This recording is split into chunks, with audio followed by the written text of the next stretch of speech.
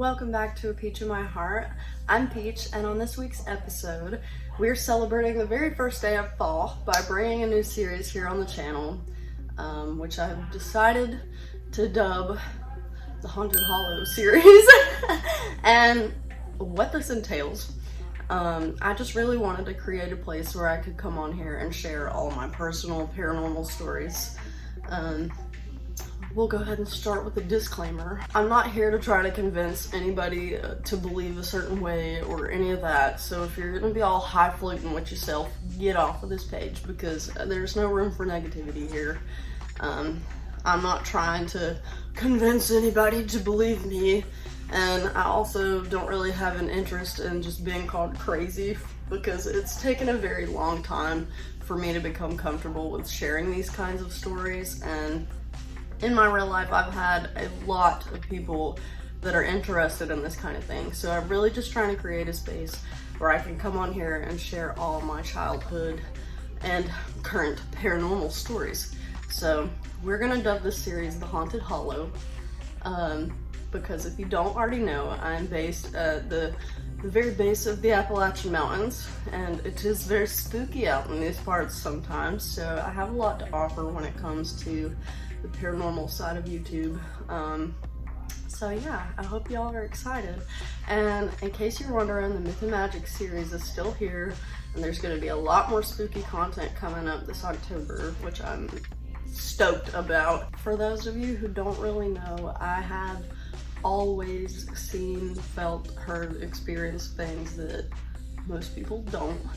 And it used to be very hard as a child, so that is also part of why it's taken me so long to start sharing these things, because people don't always react well to somebody else experiencing things that they don't. It could be definitely looked at as kind of spooky or scary, but I have grown comfortable with it myself, and I don't really need confirmation from anybody else to validate my experiences. So I'm pretty comfy where I come from in my viewpoint, and I may choose to kind of share my practice and my spirituality things on the channel eventually, but we're starting here for right now. So with all that being said, we'll go ahead and get into it. I figured the first episode of the Haunted Hollow series should just kind of be an introduction. So we'll start with kind of the history of the land and some interesting things I found out about my childhood home. So we'll start there. I pulled up a little article here. We're gonna read a little bit about just the history of the geography of the land here. So without further ado, our county's early origins. Indigenous people lived here as far back as 10,000 to 12,000 years ago. Of North Carolina's three dominant tribes, the Cherokee, Catawba, and Tuscarora. I really hope I'm not butchering that. There is a very prominent presence of indigenous people here before European settlers ended up taking over, massacring them. We're just gonna call it as it is. It was very awful what happened to the people that lived here. But even when we till our gardens to this day, we have pieces of pottery, we've got little pieces of arrowheads and remnants of, you know, the society that they had cultivated amongst themselves. So I've had a lot of experience with what I believe to be kind of the aftermath of that, and we'll eventually get into that here, but there's a lot of local legend about Cherokee and indigenous peoples magic and cultural traditions around these parts. So that is a very inherent part of where a lot of these stories are going to come from. And then we'll get into the next real rich piece of history, which is still horrible. So the next little chunk of history, I actually didn't really discover quite the depth of it until I was around 13, 14, when I really started researching the land, specifically because I was having so many experiences that I was intrigued. Like, I wanted to know what kind of negative pieces of history could have left such an imprint on the land out here. So I came across this article specifically about 2 miles of land that our childhood home sat on, and a couple of my neighbors, and I've got friends that also had experiences like this. So we were all very intrigued when I came across this article. Our neck of the woods in the 1900s was dubbed Hell's Half Acre because of the amount of crime that was associated with moonshine and the production of moonshine. Briar Creek, which is the creek that I grew up playing in, and you know, it's miles in the woods, very secluded. Briar Creek was one of the founding creeks for moonshine production here, and it is what eventually led to what we have as NASCAR.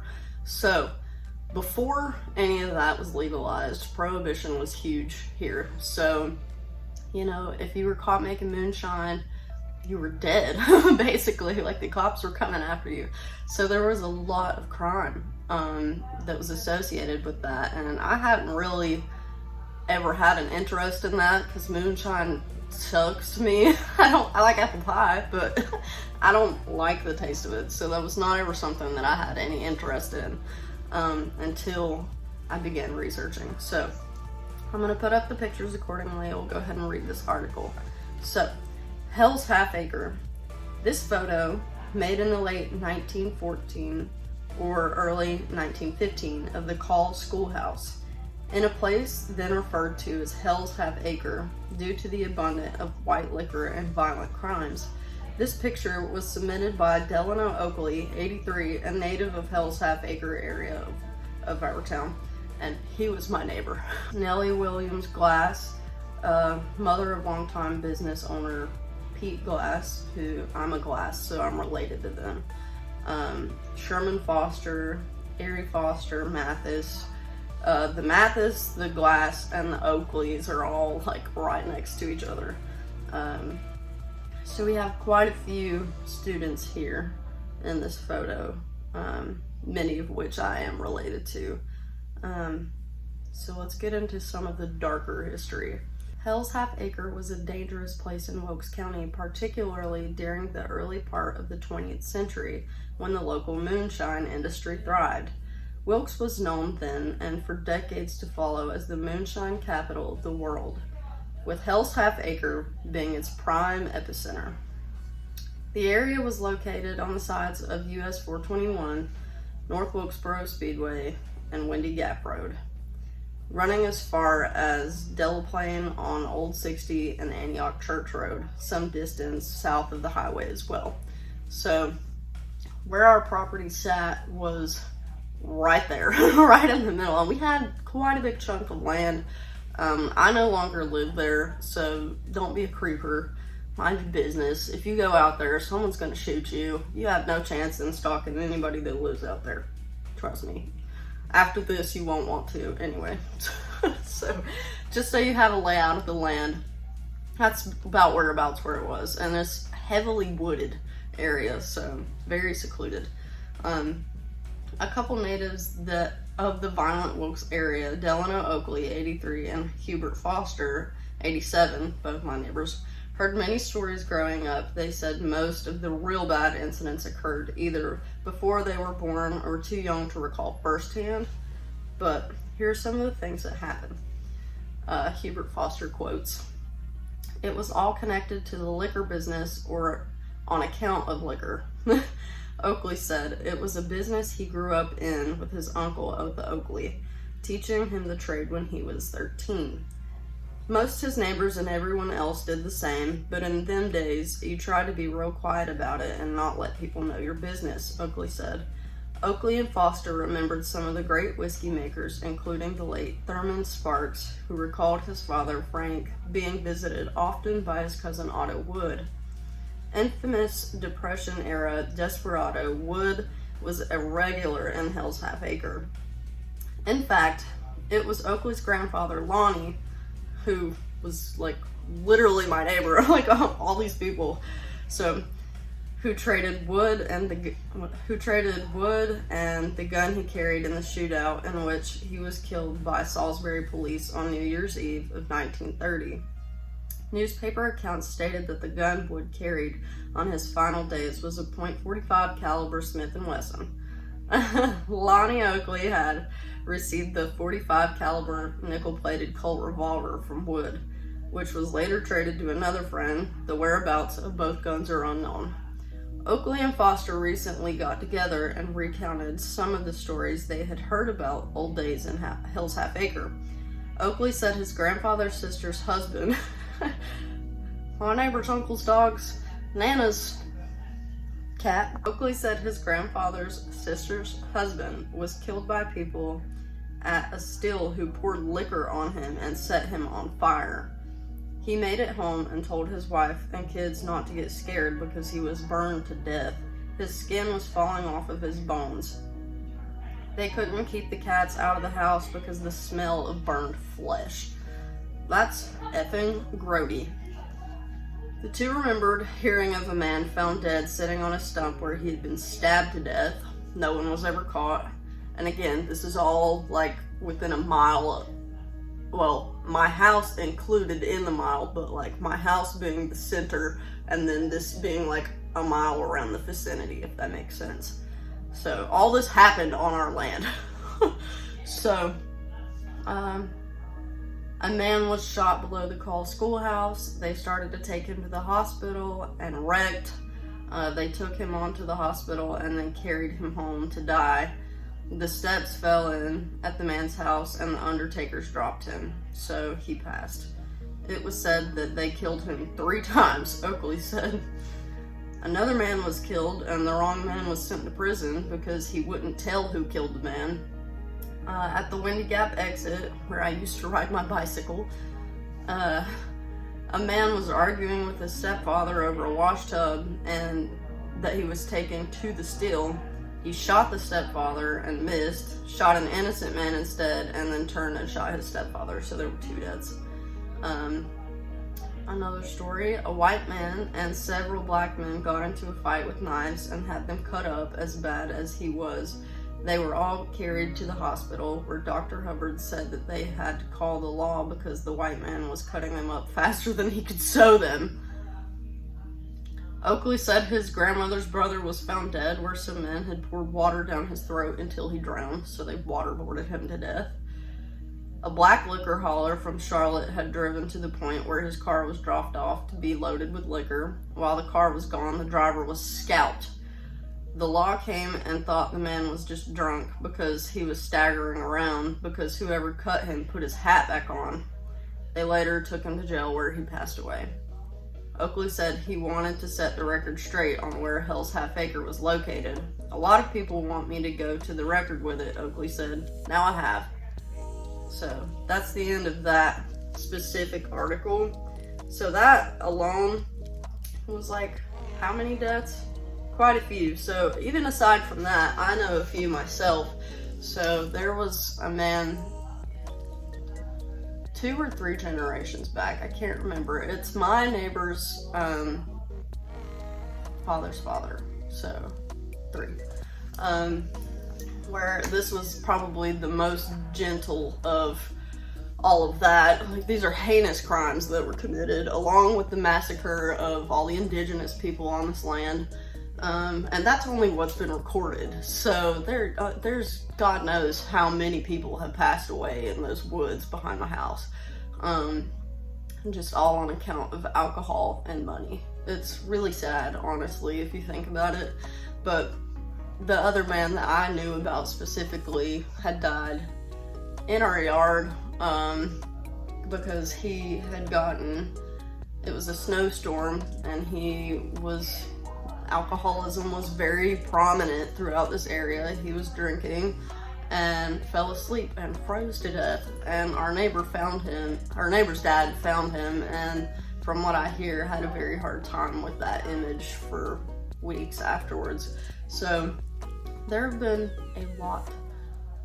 a lot of death on this property and in this area. So that's what I found when I was trying to figure out why there was so much negativity there. And when I tell you my little 14-year-old self was shaking with my nook in hand, I suddenly understood why I had been seeing so many spirits and experienced so many paranormal experiences. So I hope that kind of gives you a good background of the place that we're dealing with here for these stories. So if you ever need to come back for reference, because these stories that I'm gonna share with you on this series are pretty wild.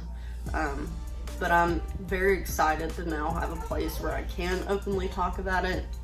And I think that once we get the conversations rolling, there's going to be a lot of similarity between people's experiences. And if you have any clue to the pieces of this puzzle that I'm trying to put together, the comments are greatly appreciated. And so yeah, I don't know, I grew up in a really weird place. Something else that I am going to be talking about with this series, I know that the paranormal is a pretty somewhat well accepted ideology here in the witchy communities, but creatures are not exactly something that people tend to take with a grain of salt. So that's also something that's going to come up, because there's been a lot of experiences where it wasn't just spirit or like, you know, energy, but we've had multiple occurrences with creature type things in the woods, and like fairies and all that kind of stuff too. So if you're into the mysticism and the spookiness, I hope that this has been a good little intro just to kind of get you guys grounded for the place that we're dealing with here. And I cannot wait to share some of these stories throughout October. So if it interests you, then please keep your eye out. If you haven't yet, go ahead and subscribe. And I would love to build a community full of people that are embracing the weird and the spooky and finally opening up a little bit. So I think this is gonna be like a little missing puzzle piece of this channel. Like when I started it, I have a whole binder of ideas for you guys that I think I've just been too scared to share because of backlash and judgment. But I'm 23 now. I'm getting to the point where I'm just like over trying to dull myself down for people's expectations of me. I come from a family of very weird women. And they didn't raise me like this to be like y'all. So I'm gonna start honoring that a little bit, and just, you know, if there are a lot of negative comments here, they will be deleted. But yeah, with all that being said, there's your little intro for the land that we're dealing with here, and I'm looking forward to starting this series. So gonna try to have things posted more towards the weekend, Friday, Saturday, Sunday. I have time to film during the week. So yeah, so just keep your eyes out, and I hope you're excited as I am, and we'll see you next time here on A Peach in My Heart. Love you guys.